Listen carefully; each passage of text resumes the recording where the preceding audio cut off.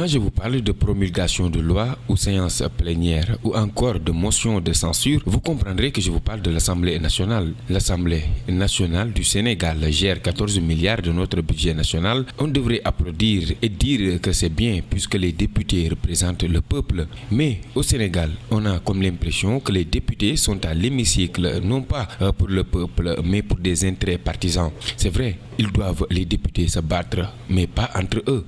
Encore moins pour des positions partisanes, mais ils doivent se battre pour le peuple et placer leurs intérêts en avant. Hélas, ils oublient qu'ils ont été élus par la population pour la défense des intérêts de ces dernières. Les échanges de propos houleux entre Cissé Lo, député républicain, et Aïda Mbodj, député libéral, lors de l'examen du budget du ministère de l'économie, des finances et du plan en est la preuve la plus patente. Bon, revenons-en au concept. Au Sénégal, on entend parler de députés libéraux, de députés socialistes ou encore de députés républicains. Et pourtant, le cordon ombilical entre le député et son parti devrait être coupé au soir de son élection et que toutes ces démarches devraient être mues que pour l'intérêt des populations. Une occasion pour nous de revisiter nos leçons d'instruction civique sur l'Assemblée nationale. Monsieur Diédhiou, l'occasion de lui rendre hommage, m'a appris que l'Assemblée nationale est l'institution où le peuple délègue ses représentants appelés députés pour exercer le pouvoir législatif. Elle vote les lois, contrôle l'activité gouvernementale,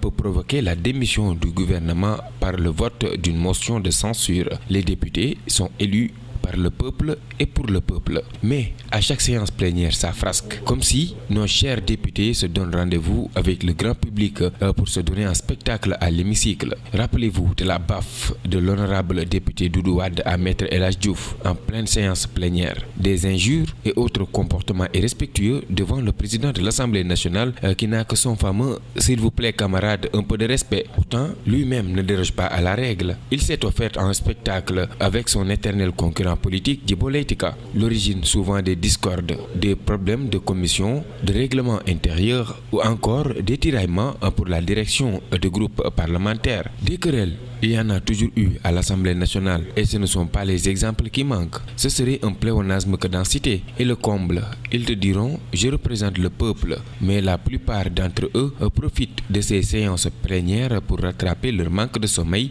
des pratiques et actes obscènes qui éhontent le peuple qui est devenu là de ces politiques à l'exemplarité irréprochable.